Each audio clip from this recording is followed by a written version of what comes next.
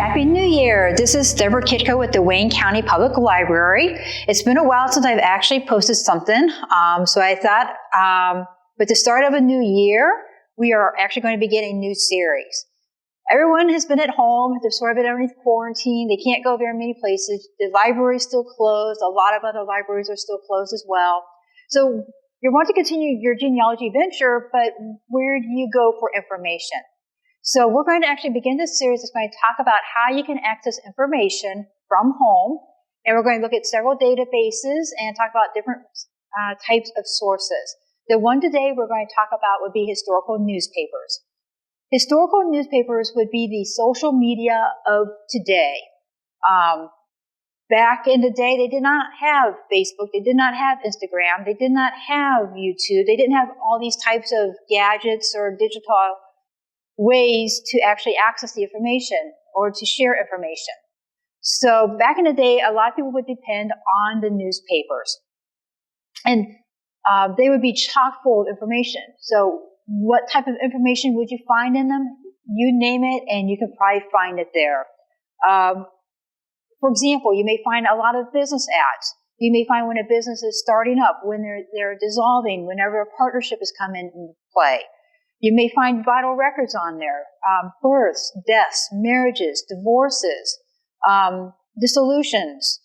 You may find wedding anniversaries as well as milestone birthdays. A lot of times in the more recent, you may find a listing of those who are buried at like the Worcester Cemetery or buried at the Crown Hill Cemetery. You may find of those who had military service who are buried. You may sometimes even find a list of individuals who were born for that month. What else can you find? Land records. A lot of times they would have to put a notice in the newspaper whenever the property is going to be sold. Or if you have a petition to sell the real estate, especially whenever there was a death in the family and they had to sell the property, so they had to get the word out. And one of the main ways to get the word out would be through the newspaper. You may also find delinquent taxpayers. Now, what would be important about this?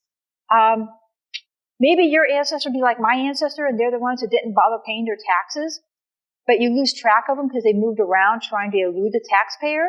So a lot of times the newspapers would actually publish a list of these delinquent taxpayers in the newspapers, and they give you the lot that they may be in. It may give you the area that they own the property and how much they owed.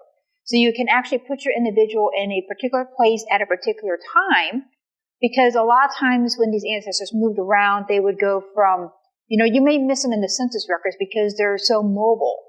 And so the tax records may actually help you out in that endeavor. You can also find legal records. If something was going in probate court or common pleas court or something like that, you can find a notification in the newspaper, because once again, the newspaper was how they would get the word out to the community about information. Well, how about military? If you're interested in researching military records.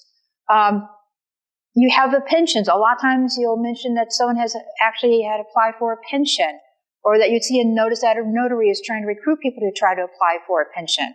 You may find a draft list of those individuals who may have been drafted for the Civil War, for World War I, for World War II, or any of the other wars that the United States was involved with.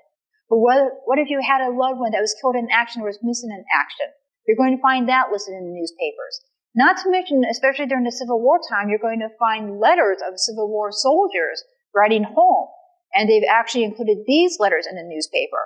These are all full of a lot of good information for you. As you move more into the early 1900s, you're going to find that there was a lot of society pages. You will find, who's getting married to who is visiting who. These can also be found in like the personal mentions. Who's not feeling very good, who is recovering from accidents. Any of this type of information, and this is all good information that can provide great information for your family.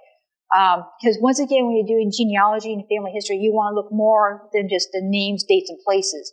You want to get the social context. You want to know what's going on nationally or regionally, or even in the community that your ancestors living in, to see what may be going on. You may also find some genealogies. A lot of times you may find like family reunions listed in there that may detail every individual who had attended a family reunion. You may have, for example, this is the 4th annual Franks reunion. Then it may actually list everyone who was in attendance. Sometimes you may get some additional information about the family name within that reunion notice. You can also find family sketches. You can find recognition of achievements, whether it's with the business, whether it's with the community, whether it's with educational achievement with the kids. If you have a individual, an ancestor who may have served as a teacher early in like the 1800s, they'd have to be certified. And so there's a list of those who are certified within these newspapers. So this is just a terrific resource for you to tap into. So as you're sitting at home wondering, well, how in the world am I going to access these newspapers? 20 years ago, I would have said you would have had to come to the library to actually access these newspapers. However, now with the digital age, with the information age, a lot of these newspapers are now becoming available online. So I'll talk about this in a different episode. So for now, go ahead and begin thinking about some ideas about what you may want to look for in the newspapers and which newspapers that would be of interest of you for you to look in. So for now, I'll talk to you later, and I'm hoping you're having a great year. Bye.